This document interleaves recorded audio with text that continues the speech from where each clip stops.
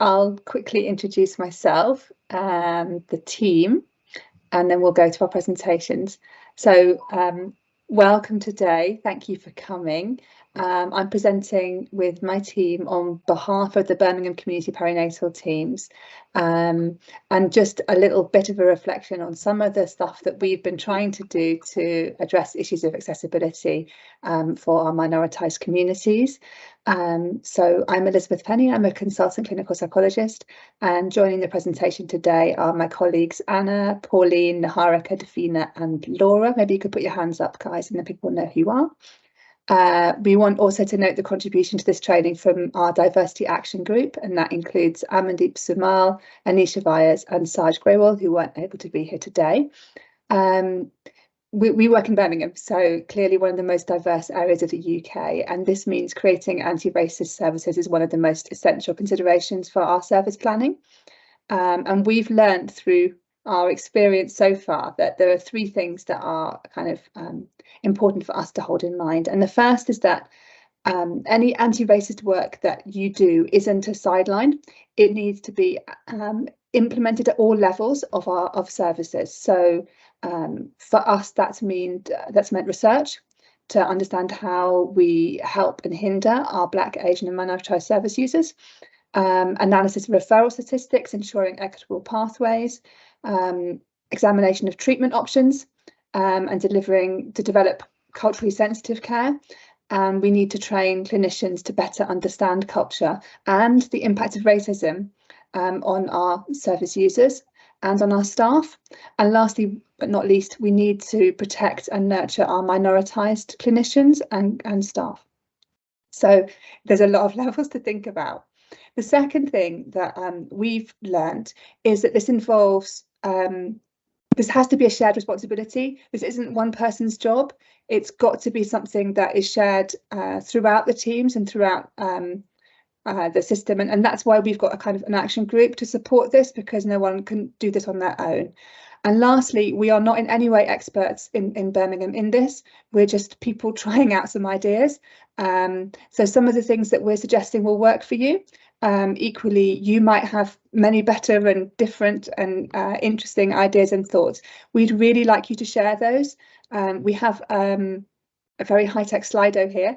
So if you'd like to log into that and put your questions on the Slido, or just like questions that come up on that Slido, then we'll make sure we respond to those. There's, if you go to slido.com, there's a number there that you can put in and you can comment or question. But we also go with old school, sticking your hand up, writing in the chat. Any of those things are absolutely fine. Please do contribute. And that'll be especially important at the last section of our presentation. So what we're going to do today, we're going to give you a taste of two of our current anti-racist projects that we're running in Birmingham services. And we're going to ask Anna, first of all, to share her research findings, and then Niharika is going to introduce the reading group project, which we hope is something that you might want to think about using in this form or in different forms in your own teams.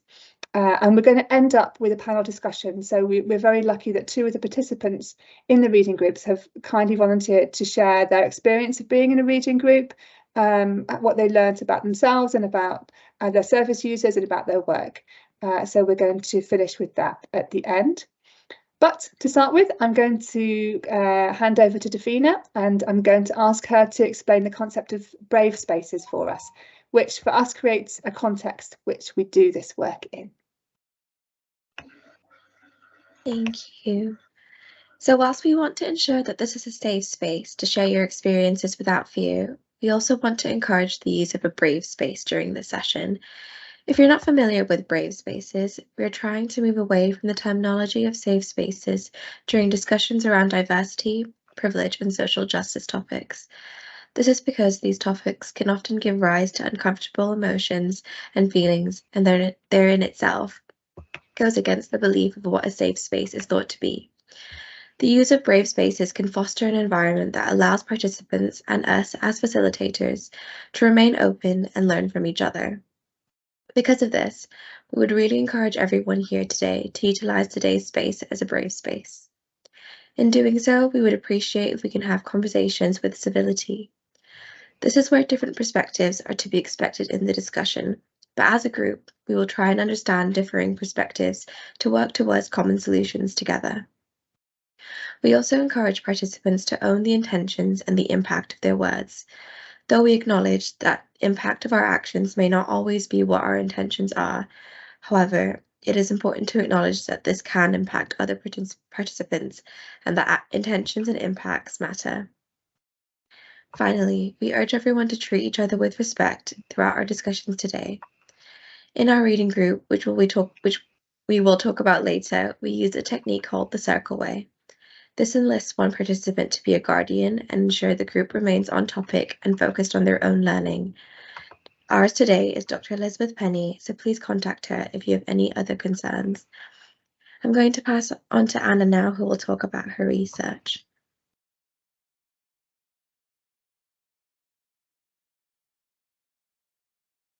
Okay, thank you, Davina. So hi everyone, I'm Anna Chataway. I'm a newly qualified clinical psychologist. So I'll be presenting my thesis today, which looked at British Pakistani women's experiences of care following perinatal loss. So this will be a brief overview, though the slides will be sent out at the end. And if anyone would like additional resources on the research, you can contact me and this can be provided afterwards. So just a sensitivity warning to you all to please look after yourself throughout this part of the presentation, but also the remainder of today's workshop. So the following research relates to sensitive topics. It includes statistics and women's experiences that some might find quite upsetting. So please take time away from the screen or do whatever you need to keep yourself safe. Next slide, please. So just a little bit about the rationale for this research. This was founded in statistics that British Pakistani women experience disproportionate racial inequalities in maternity outcomes, including being more likely to have worse care, to die, and to experience baby loss as compared to white women. So despite this, British Pakistani women are less likely to be referred to and use specialist mental health services. So the referral rates to our Birmingham and Solihull maternal mental health service are a lot lower for Pakistani women as compared to white women in Birmingham, despite greater rates of loss. So despite these rates, there's limited prior research into this area with this population of women. So prior research has largely been completed in Pakistan, or with women classified as South Asian or Muslim without discerning key differences in ethnicities. So the rationale here for the research was that a homogenous model of maternity and community care is unlikely to meet the diverse needs of British Pakistani women following perinatal loss. So research was really needed to inform service delivery and to improve care experiences of British Pakistani women within the perinatal period and following baby loss. So it's really important that care is improved to meet women's diverse support needs and prevent longer term negative consequences, such as undue experiences of distress and trauma through women's engagement with services. The next slide, please. So just briefly, some considerations that were really important throughout the research. So as a white researcher completing sensitive research, several processes were essential to ensure the sensitivity and cultural appropriateness of the research. So I was extremely grateful to have a number of British Pakistani women who'd experienced baby loss co-produce and offer consultation throughout the research. So this was from supporting me in deciding the research question to thinking about recruitment and to discussing the interview findings and making sense of them. So this was essential to enable women's voices from a similar community to be embedded into shaping the research. So I had supervision from a number of psychologists, but particularly from Roxana Arshad, a British Pakistani perinatal clinical psychologist that supported me throughout the research to embed perinatal, cultural and anti-racist perspectives. So self-reflexivity was really important throughout. So this was important to acknowledge my own values, racial biases, privileges and differences. So for example, my own whiteness and how this might interfere or impact upon my understanding of British Pakistani women's experiences, and how my different life experiences, such as being a middle-class white woman and not having experienced perinatal loss myself, may have influenced my understanding of women's stories of loss. So these conversations were essential, but they were really challenging at times, and at the risk of not always getting it right, they created vulnerabilities for those involved, including myself and my supervisors. Though openness and willingness to learn was really essential to the sensitivity of the research, and so this risk was really important to be taken throughout the research. So going on to the next slide. So just a little bit about the method and the ladies that I spoke with. So it was a qualitative approach which involved interviews, and I spoke with 6 women who had either experienced miscarriages and or stillbirths. And at the time of interviewing, women's experiences of loss were between 14 years to 6 months prior to the interview. Due to COVID regulations at the time, interviews were either face-to-face or virtual. So just going on to the research findings. So 3 main themes came out from my research, each with 3 sub-themes within, and I'll briefly go through each of these now. So the first theme related to a cycle of silence. So silence has existed around perinatal loss. Experience of silence were influenced by dominant medicalised and socio-cultural narratives, which increased feelings of blame and impact upon women's ability to receive and access support from others. So in the medicalised narratives, this included professionals treating women's physical and medical needs. They're often dismissing and not advocating for their emotional needs. There's just a quote here that I've put in. So the quote is, and it's not just seeing it's a miscarriage as a medical thing really, that you know. It wasn't just a case of you've come in and this baby's gone, but yeah, just go home and deal with the physical stuff because that's it. There is so much more to it. So socio-cultural narratives existed around marrying and conceiving quickly and resuming household chores following loss, alongside supernatural explanations of perinatal loss. So together, all of these narratives led women to feel pressure to conceive quickly, to be judged and socially isolated within their community. So the second sub-theme, this related to a silence that existed around baby loss. So baby loss was seen as a taboo topic. So others really struggled to understand women's support needs. They didn't know what to say, and they often disapproved of conversations around death and expressions of grief. So perinatal loss wasn't spoken about, it wasn't mentioned, and despite women knowing that it was quite common, nobody was talking about it. So women felt really alone.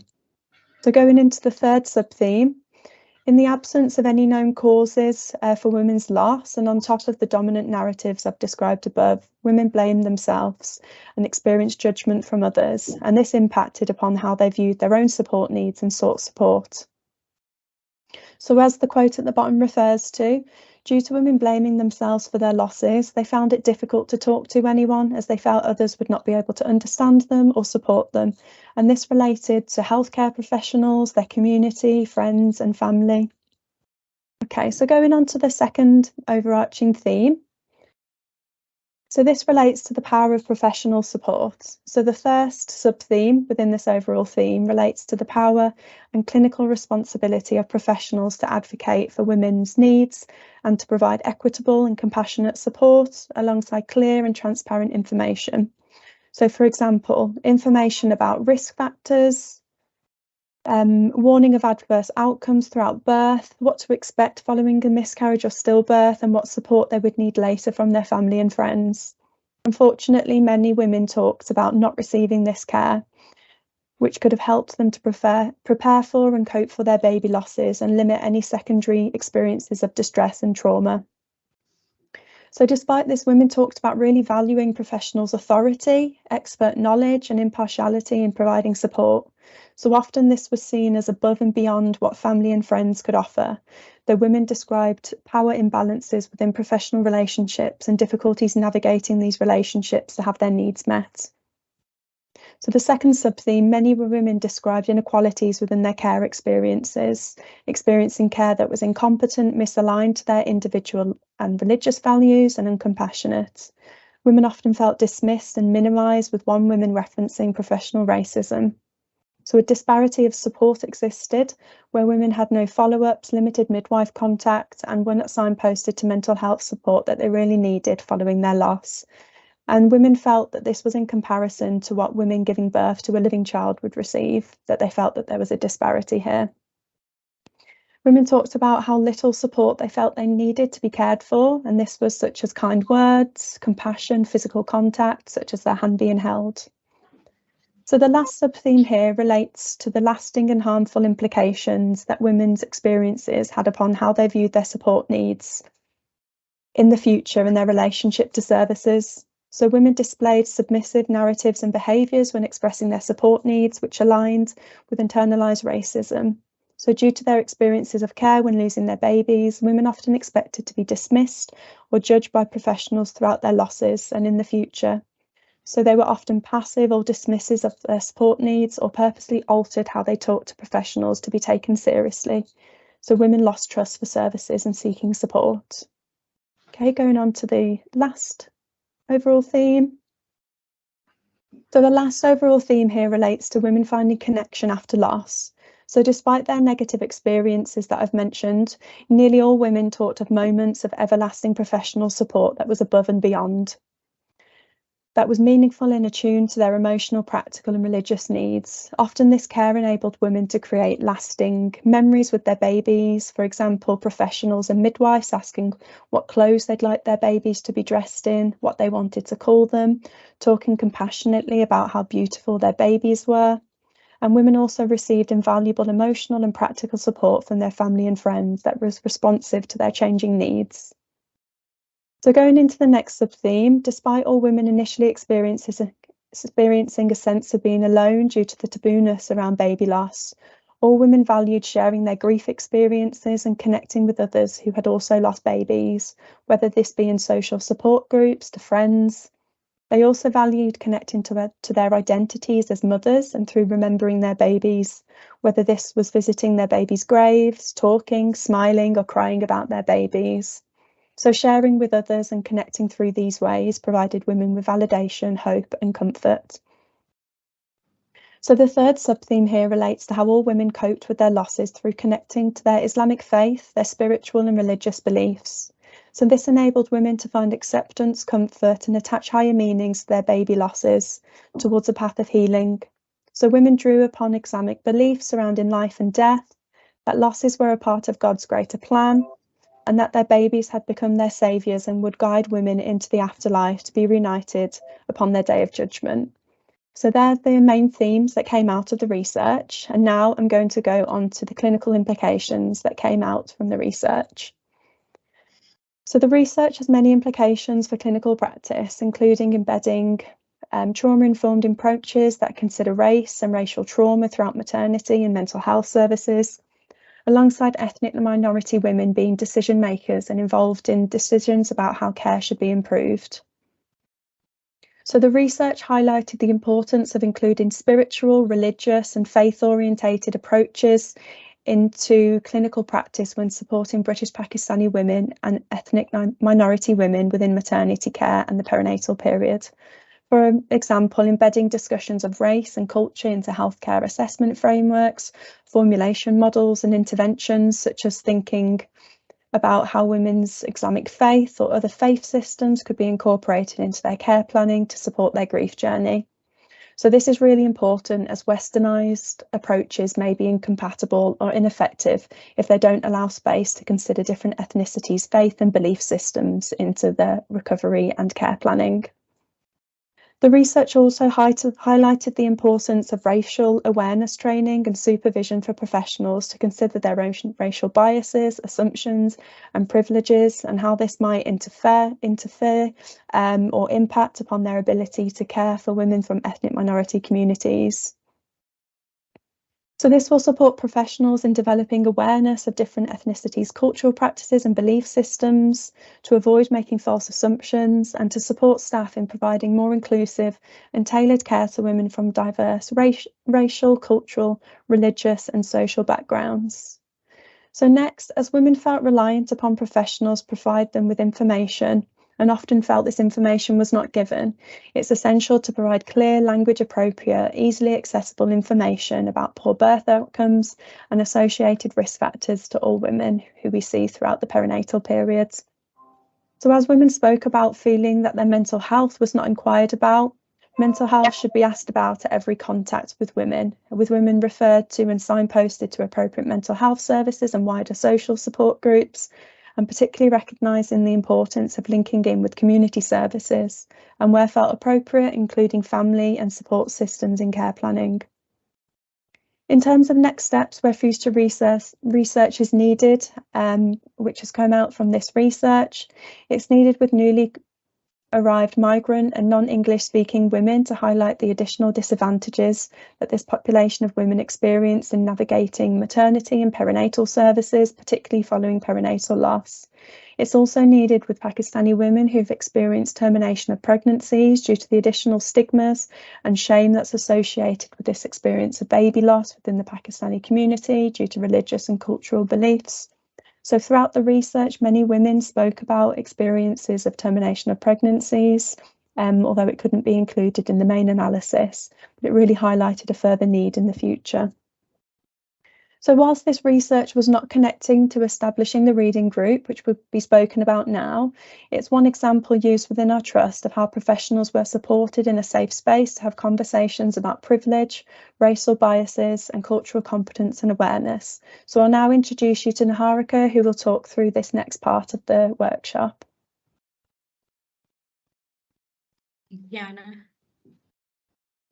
Good morning, everyone. My name is Niharika, and I'm an assistant psychologist working within Birmingham Perinatal Services, and I've supported with the evaluation of the reading group approach that we use to support psychological professionals to reflect on their own cultural awareness and competency.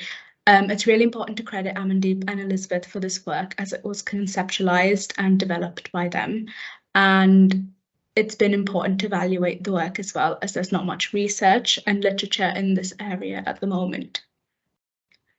So we started off the work with two reading groups. One was for staff and staff from a white ethnic background, and the other one was for staff from a minoritised ethnic background.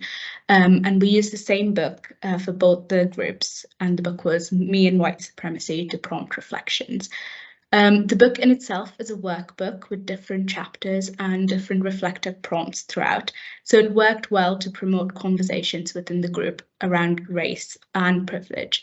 The aims of the group was to increase cultural awareness and competency, and through this increase clinicians' confidence to work with diversity and difference within their work. The aim was also to facilitate reflections on the privilege and biases we hold when working with different cultures, and also to provide a safe space for non-white clinicians to discuss diversity issues and the impact of racism as well on their work. So moving on to how we went about evaluating this group, we used both quantitative and qualitative measures. The quantitative measure was taken from the cross-cultural competency inventory, and we used two constructs within that, which was willingness to engage and ethnocultural empathy, which I will define in a bit. It's important to note that, though, that there's not a lot out there to measure cultural competency, and this measure was actually designed to be tested and used in military populations and people from military backgrounds, which you can imagine is quite different from psychological professionals working in the NHS. We also collected, so back to the two constructs to begin with. So we focused on willingness to engage. Willingness to engage represents an individual's willingness or persistence to stay engaged in making sense of unfamiliar social situations or dissimilar cultures. So although this tendency might be predicted by an individual's level of personality or extroversion, the authors really believe that this type of willingness to engage was a skill that could be developed and trained as well. The ethnocultural element measures one's ability to understand another's emotions, as well as the cognitive ability to take on the perspective of someone else who's culturally different from them. The measure uses a Likert scale that ranges from strongly agree to strongly disagree, and it ranges from the score was 1 to 6, and the higher the score and the higher a person scores on it, the more they're meant to have an ability in that construct. So statements would be like, I enjoy visiting other cultures that are unfamiliar to me, and it's easy for me to understand what it might feel like to be a person from a different culture. Although we also used free text questions as well to gather people's reflections on how they found the work. And the data we collected was when the group started, before the group started, and also 6 months into the reading group. So moving on to some of the results that we found. So 22 people participated in the reading group across the 6 perinatal mental health teams, and they're all psychological professionals. 17 people completed the pre-group measure and 15 completed the post-group measure. And there was a mix really of white colleagues and non-white colleagues that completed the outcome measures as well. However, it's important to note that there was a little bit of staff turnover and new staff joining the team between the groups as well, and in those 6 months. When we take a look at the construct willingness to engage, we can see a small difference in the mean and the average score, although this finding was not statistically significant. In the paper that discusses the development of this cross-cultural competence inventory, the authors say that willingness to engage can be trained, but they also say that this might be influenced by an individual's personality, and therefore it might take longer to change and influence, and is something to consider when thinking about these findings. Moving on to ethnocultural empathy, we saw an increase in this as well, and this change was statistically significant. So people who completed the questionnaire, they found that their ethnocultural empathy significantly increased pre-joining the group and post-joining the group as well. Moving on to some of the things we found from the themes and the qualitative feedback we found was the first theme was around the creation of a safe space. It was important within this theme to have logistical considerations for the group. So colleagues were requesting smaller group sizes to allow for more in-depth reflections, to run the group for longer than an hour as well, potentially an hour and a half, and have it as well towards the end of the day due to the emotional content of the group. Now, white colleagues said that they found the work challenging, but at the same time very rewarding. And our non-white colleagues felt that the space was validating of their experiences. The second theme touched on ownership of this work and taking responsibility to do the work. There were risks that were taken through engaging in this work, and an increased sense of responsibility that emerged for not only engaging in this work, but also organising and continuing this work going forward. So our third theme highlighted that there was a better understanding of experiences for the clinicians from the minoritised ethnic group, and this meant more validation and knowing that there was a language for the things that they had experienced or witnessed working in services. And on the other hand, for white clinicians, there was an increased understanding of other people's experiences and experiences of people from minoritised ethnic groups that was created through this language used in the book. And for our final theme, there was a real push for continuing this work, and a sense that this work takes time and needs to be an ongoing reflective process. In this, members asked for logistical considerations to be taken. So when it ran, how long it ran for, and how many people were in the group as well. There was also some uncertainty around where this group would go and evolve into, whether it would be opened out into the MDT or whether clinicians would bring cases into the group to have a discussion around clinical implications of the work. So overall, our findings and evaluating the group suggested that the group created a safe space, and like Dafina said, a brave space as well, to discuss race and difference, and provided staff with a better understanding of experiences. There's a real push to continue the group, and ideas around rolling it out to the wider MDT, and for clinicians to take turns bringing cases to facilitate in the space.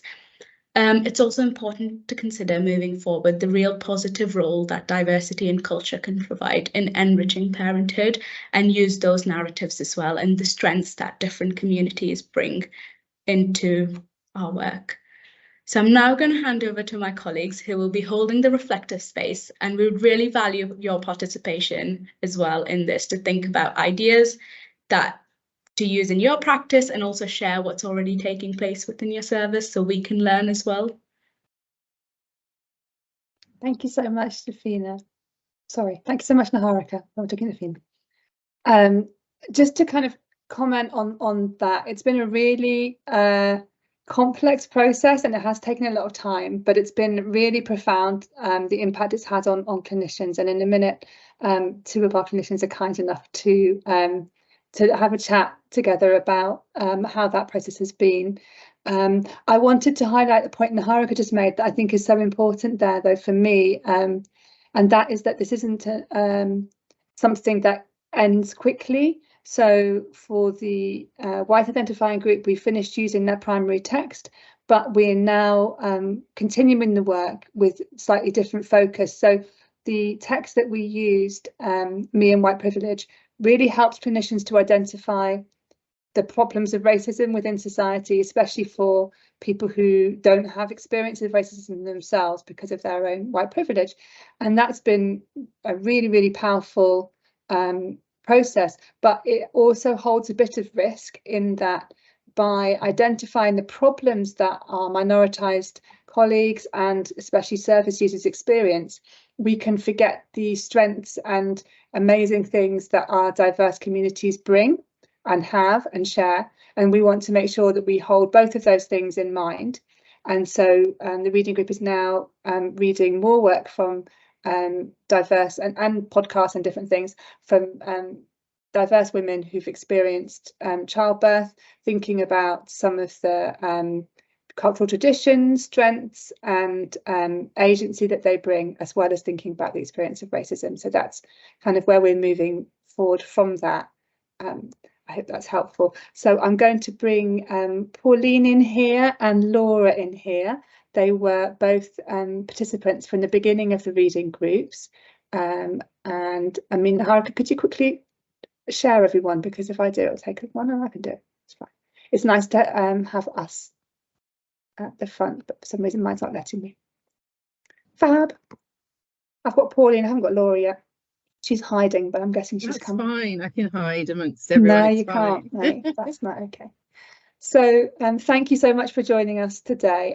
We've agreed, I mean, you guys volunteered kindly to come into this space, and we wanted you here because it's all very well to talk about how great a thing it is and what the reading groups brought, but actually, just as we would with service users, we want participants in the group to tell us how the process really felt for them, both the strengths and the difficulties, really, because it is a challenging process. So I think if it's okay with you, Pauline, I'll start with you. If you could let us know a little bit about your journey with the reading group. Yeah, sure. So I was part of the minority reading group. I just want to share a few points that I noted as a result of attending the group, and the benefit of the group as a safe space or a brave space. So the group uses a structure called the Circle Way, and the Circle Way guidelines offers a really great structure. It involves a checking in and the checking out during every session. You can hold a grounding object as well during the session, and that really helped to create that sort of safe environment and to feel safe, that other equality and diversity training may not offer. Such as an example is if the training offered difficult stats or facts, such as, you know, Black women are the most marginalised, blah blah blah, then you're kind of left with that really difficult feeling afterwards. There's no kind of checking out. There's no kind of seeing that the participants are okay. So the group was really helpful for that reason. Also an opportunity to discuss past experiences and gain different perspectives from the group of those experiences, which would bring us sort of a real confidence and a real different stance on those experiences. From a personal perspective, an opportunity to reflect on those experiences and now have a name for those, which I may not have had before. such as the experience of, in the past, over the years, adapting my own behaviour to allow others to feel more comfortable or to feel less awkward. But there are also challenges in this as well. The group did bring about lots of painful reminders of experiences that felt quite, what I could say were triggering, which is quite a trendy word at the moment. Triggering, unresolved, unprocessed kind of thoughts and feelings. And this at times created an avoidance in continuing to read the book. Hence why we haven't completed the book as yet within our group. The group also allowed me to reflect on my own privilege, believe it or not, in terms of colorism, for example, and the fact that even the shade of my skin may be seen more favourable than someone else who was darker than me. So within my work as a CBT therapist, attending the group has made me a lot more mindful of other cultures and other people's experiences, and for me to communicate and interact in a way that really supports that and really understands that, where I'm able to explore others' beliefs, either general or spiritual or religious, and in relation to their own mental health and well-being too. So yeah, that was my experience. Yeah. Thank you so much, Pauline. It's really powerful and really helpful to hear. I really appreciate it. Laura, you were attending the White Identifying group. Could you tell us a little bit about how that experience was for you? I found it a really powerful and profound experience, really. And I think that's why I was quite keen to share my experience here. But that's not to say that it wasn't challenging, because it was. And it was a really vulnerable sort of process for me in particular. But it did definitely challenge a lot of my misconceptions and what my held beliefs, really, not only on a personal level, but also in terms of professionalism as well, in terms of what I bring to my role.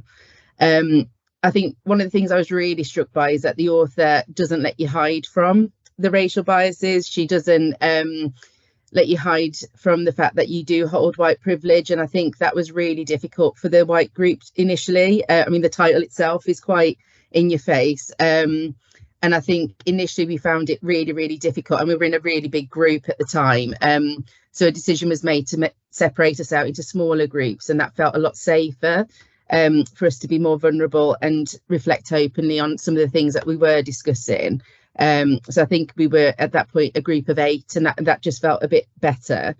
In terms of my own process, I think there was a question in the chat earlier about how do you kind of address it but without adding blame. And I think this group really, the process of doing the reading was actually really helpful in not directly attacking you per se, but my process was very much going through, I was very avoidant in the beginning. I felt shame, I felt blame, I felt really vulnerable about saying some of the things that I was saying. I felt really ignorant at times. I thought I was doing things with all the best intent and will, and actually that was actually really unhelpful at times. You know, I would often say, well, I don't judge people by the colour of their skin, and actually that's really unhelpful, because I'm not addressing the fact that there is difference, and things like that I was just naive to. And I think I then moved from this position of avoidance to then feeling really educated, but then almost feeling helpless, that it actually makes you feel like there's so much that needs to be done, and it's where do you start with it? And I think so lots of different sort of emotions, but very much sort of helping me to understand the perspectives of those from minorities and marginalised sort of backgrounds. And I think for me, I've always seen myself as an ally for my own sort of marginalised sort of parts of me. But I think I didn't truly understand until doing this the impact that Black minority people, what sort of things they have to go through, in particular within services as well. So they go through it on a day-to-day basis, but then within services. And I think for me, a bit like what Pauline said, it helps us understand by giving names to some of the things that were going on. So tokenism and racial toning and things like that. And it has allowed me to have really open conversations with the clients that I work with. So it's only recently I've had a conversation with a woman who said that she doesn't want to be the angry Black woman, and that she has to make sure that even though she's mentally unwell, she has to make sure that she uses effort, even though she's so depressed, to make sure that she doesn't offend white people. And that for me was such a powerful conversation. And it's really helped me think about, from a systemic level, the kind of ways that we need to influence our teams and what conversations to be having, and bringing race into the conversation to raise that awareness. And a bit like what Elizabeth was saying, I have then gone away and done my own reading and research and looking into things a lot more about the inequalities, in particular within perinatal. And I've been really shocked. And I think because of privilege, it's stuff that I don't have to face. And I think that's why I may have avoided it prior to doing this sort of work within the team, really. And I think without having done this work, I think I myself was probably doing a disservice to the people that I was working with. So I'm really proud that I did do the work, but it was hard going. And but I still want to carry that on going forwards, really, for the women that we see. Thank you so much, Laura. Thank you, both of you. And I think your conversation has highlighted that this is really challenging, but in different ways. And that is one of the reasons I think that the book strongly advocates for different groups. And I know that that's quite challenging, and that's been quite radical for people to hear that we actually we segregate our staff. But I think that does two things. It reflects the reality of what people are experiencing, rather than pretending it isn't happening, and it creates a safe allyship for our minoritised staff. Like Pauline, you were saying, you could do the book at your pace. We weren't saying to you, you have to do the next chapter now.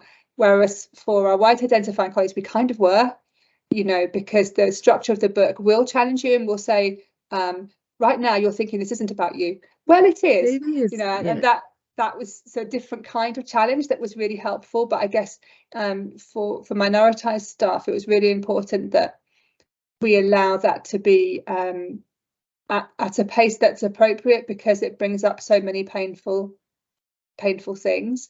And I guess my position was quite interesting because of the fact that I'm white but visibly Muslim. So there was, and I have non-white children.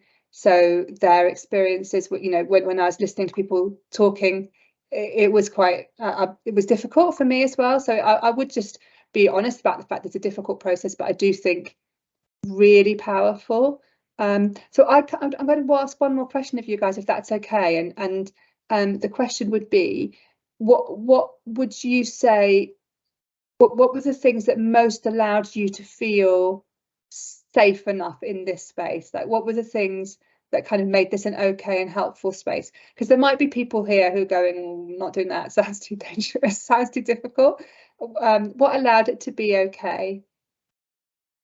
I think just the fact that I was just able to be so honest and authentic within the group that I was in. I said what I thought. I said what I wanted to say without judgment, and without, thinking someone else is going to feel a bit uncomfortable, it's going to feel difficult, what's going to be the comeback, So it just provides a space just to explore fully. And it feels like that's something you haven't had in the NHS. I've been in the NHS over 30 years, so that would be safe to say. Wow. That would be safe to say, most definitely. I've never experienced something like this before, ever. And I think I would echo the need for it to be separate groups as well, because I think I was very conscious that when we were preparing for this today, it was the first time that Pauline was hearing some of the stuff from the white group through me. And one of the principles of the book itself is that it wants to keep people in those separate groups, to not burden those from minority backgrounds with the guilt, shame, whatever the white person's going to be feeling. And I think that was, in essence, a really helpful structure to have. And I think also not allow that danger of that kind of narrative where we ask our minoritised colleagues to either teach us Yeah. You know, it's not our job. You just tell us what to do and we'll be fine. Yeah. Or excuse us and make it okay, you know, and that can easily be a pattern. And the book it? doesn't let you say, the book doesn't make you feel like it's okay. I think that's the thing. It was yeah, I mean, one of the things I wanted to reflect on was just that the book, it was really funny because it almost knew where you'd be in your process. So it knew that you'd be avoiding at certain points, and then it would say that, I know you're going to be avoiding this, and you're going, oh, she's caught me out again. But yeah, so that in itself was really helpful. But yeah, just having those separate groups, and I think the decision when we went to a smaller group was really helpful. And I think it started off as a trickle where some of us would be really in that brave space sort of concept of they put themselves out there and it'd be really vulnerable, but then that would allow other people to go, okay, this is safe enough to say these things and recognize racial biases that may be happening for us that we're not aware of or haven't been aware of until now, and that was really helpful in that sense. And the guardian as well, having that person in their circle way, the person that's really sort of holding on to the discussions, bringing it back when it needs to be, and just making sure that everyone's okay and safe. It feels safe with what they're saying. I think that was really helpful.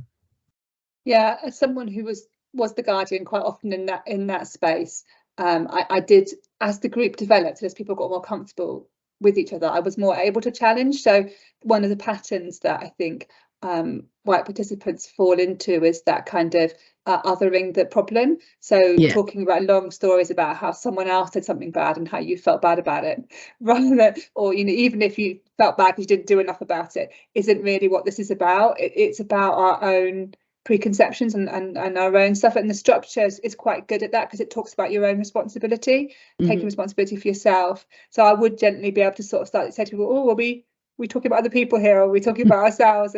And I think that was helpful. I'd really encourage and welcome any conversation or thoughts from the audience as well here. So if there are questions that you have about the process or about the idea of creating, you know, anti-racist spaces and reading groups and so on, please either put them in the chat or send them onto the Slido. There's a question just saying, does the guardian need to be a psychological professional?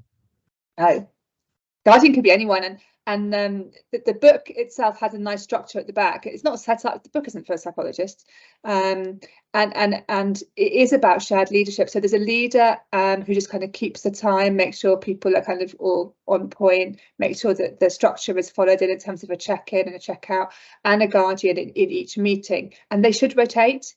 I think we got into a bit of a pattern where I held quite a lot of responsibility, if I'm honest, in my group. But I'm trying to move away from that now. So I've actually asked other people to step forward and for me not to take that leadership position, which goes back to the thing we said right at the beginning, really, didn't we? It's hard. It's a hard thing to do, and it's not something to do on your own. This isn't about one person standing up teaching anyone. This is about us being open enough to share these things. There's another question just saying, how can this be replicated in other areas? Well, I think, I mean, I'm a service lead. I'm the lead psychologist for one of the two lead psychologists for perinatal services in Birmingham. So I'm fully aware of the stresses on our service and on the fact that we all need to see loads of people, and the same in I'm sure the same in the third sector. But actually, if we're seeing people and not offering equitable care, you know, if we're seeing people and we're not really able to, you know, even ask the questions about people's experiences and, you know, and not take into account the racism that they may have experienced, then we're not offering an appropriate service. So we need, therefore, to prioritise some time for this. And it doesn't have to be this text, but creating a space where people can start to think about issues like this, issues of race, of diversity, of difference, in small groups, and have discussions about themselves and their attitudes, is the first step to us becoming informed clinicians. And then we can think about our clinical practice, and then we can think about educating others. But let's kind of do a bit of work with ourselves. Our reading group was once a month, you know, 1 hour, maybe 1.5 hours a month. And so that's doable for any team. It was voluntary, but nearly everyone participated, actually. We started it when there was still a lot of COVID restrictions. We did it virtually, so it would be better face to face, but all of these options are there. So I would say get a group of people who are interested. Don't do it on your own, and dip your foot into the water, because the problem with anti-racist work is that there's a lot of talking. And people get really worried, understandably, that they talk a lot and then nothing happens. So it's, you know, find a safe way to try something, I think would be my steer, and then try it. I don't know what your thoughts would be. You got anything to add to that, Pauline or Laura? I would just echo that. Yeah, I don't know what you were going to say, Pauline. Just the same, just to echo that. Yeah, it's starting somewhere, isn't it? Yeah. And it's going to be difficult, and there's no one size fits all, and it will go a certain way. You don't know how it's going to go, but it's a starting point, and it's a great book to start with, I think. As well. I'd agree with that, actually. It's I mean, it's challenging, but I think it's the right way of being challenging as well. And I think the reflective questions at the end were really helpful, because that othering that you were talking about, Elizabeth, you do that as you read it. You're like, yeah, I recognise that. And then the reflective questions at the end really sort of brought it back to yourself and went, okay, let's think about when you have done this. And in my head, I'm going, but I don't do that. That's how I started. And then actually, as time went on, I went, actually, I do need to honour the fact that I have white privilege. I need to honour the fact that there's inherent racial biases within all of us. And if we're not aware of it, we're not doing a good enough job for the people that we're working with. And that's the importance of it. And as we went through, the reflections got longer. And that's what I noticed. Like, it started off being quite, yeah. And then the reflections started to flow a lot better. And that was my take on it as well. And from other people in the group, that's what was going on for them. People were a lot more open, talking a lot more freely about things. So yeah, I would say it's a really good text for that sort of introspection and what have you, but it was really good as part of a group. So I wouldn't do it on your own, because I don't think it would have as much of it would definitely do something, but it wouldn't have as much of a benefit, I don't think, as doing it in that wider group. Thank you, Laura. Any other questions or comments or things people would like to do differently from any of our participants today, or from anyone?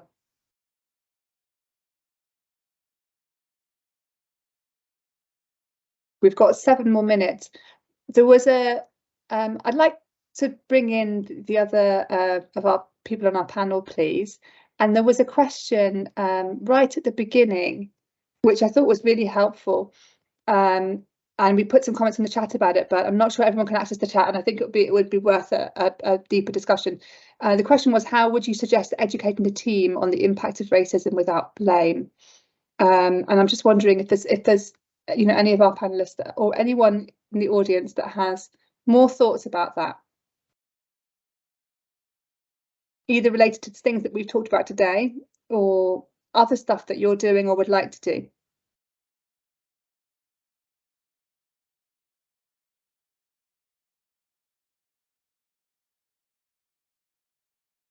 From my point of view, there's a tiny bit of me that feels that the work that we were doing was really avoiding blame, because blame shuts people off. But you can't avoid the discomfort that comes with this work, and you just have to create structures that allow that to be held as safely as possible. But it's honest and right to feel uncomfortable when you look at the statistics and you look at what has happened. I was thinking, because I think the moment anyone feels vulnerable about something, their immediate response is to feel quite defensive about it. I think that's just human nature. But I think what was helpful about this group is that efforts were made to make it as comfortable as possible. We recognise that it was uncomfortable, there was discomfort. Some of the group were quite angry at some of the things that were in the book at times.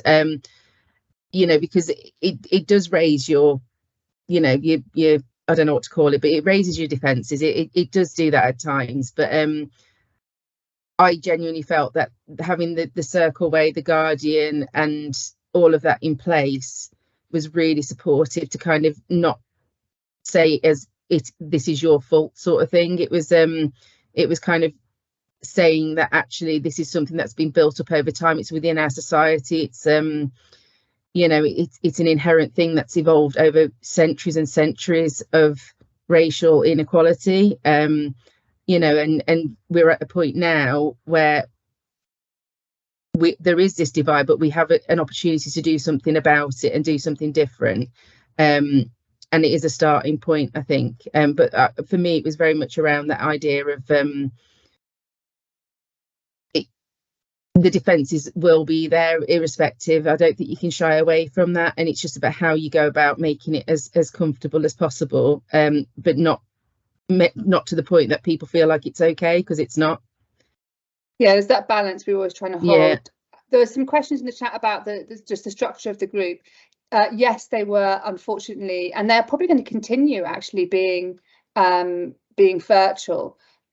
Because we're running across teams, so across the whole of Birmingham and Solihull, they would work better face to face. But what is important is creating a completely separate space, and this is really important, I think, that isn't work and also isn't social, but is a kind of a space where we're able to be open about things we probably wouldn't be open about otherwise, but in a, you know, a compassionate and also individually responsible way. And we did little things for that, like we changed the screen, and the first time we did the Teams meeting, we had a little I shared a second screen with a little image of a flower or something on it, so that we had a kind of center, because it's meant to be like around, it's like the idea of being a circle around a fire or something like that.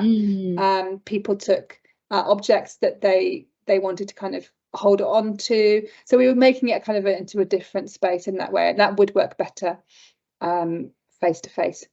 I'm just trying, there's loads of comments now and I can't see them all, so I'm just looking through.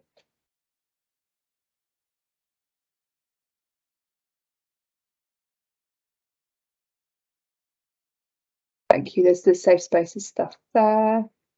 Just wanted to say that obviously the experience for both groups is going to be completely different and working in a completely sort of different way. Yeah.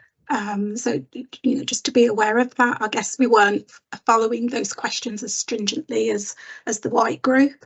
We were just sort of exploring sort of our own experiences. And as a result, within normal sort of working day, I noticed more of a feeling of feeling less on guard, if that makes sense, less on guard, less on edge, less vulnerable and more sort of empowered and normal, I guess. So yeah, just wanted to sort of mention that. That's massive, Pauline. Thank you so much. And although it makes me feel terrible that you weren't able to feel that otherwise, but I'm still thinking that's, you know, if that one thing is the only outcome, that's worth it, isn't it, really? Yeah, but you're right, there's something about those groups having their own timing and structure. And the only thing I would add for people listening that is really important, I think, that I only thought about later in the day, is ensuring that there's feedback from, so because I, as the manager, I'm white, I wanted to make sure that any feedback that the minoritised group wanted to feedback to me got to me. So we've had discussions about how to ensure that happens, as well as how to think about hierarchy and power within these groups, because we have, as you can see today, we have assistants and we also have consultant psychologists. That's, you know, that's a challenge. So we've had to think about how we kind of manage the safety of everyone. I suppose that brings in intersectionality, which we haven't got time for in 1 minute, but there is, you know, there's lots of things to think about in that room. Anyone who wants to set up these groups and wants to get in touch with us as a team, they're really welcome to email us. We can tell them more about it and share what works. So thank you so much for everyone for your questions, your contributions and your thoughts. Do have a little think in the last 30 seconds about anything that you're going to do, because you're all responsible. We're all responsible for continuing this work. So think about how you'd like to take this into your own teams, what aspects of what you've heard today, and not assuming that you aren't doing loads already. I'm sure you are. So thank you so much for your time. We've still got 30 seconds, Elizabeth. Yeah, I know, but I wanted to give people 30 seconds to stretch. Okay, sorry. And, you know, just being self-compassionate. I don't want to hear my voice right to the last 10 seconds. I think you can do it. Let's go. You've got 15 seconds. Don't make me. Come on, that's not kind. Oh, people are asking for your email. Yeah, I'll share it in the big group in a minute. And thanks for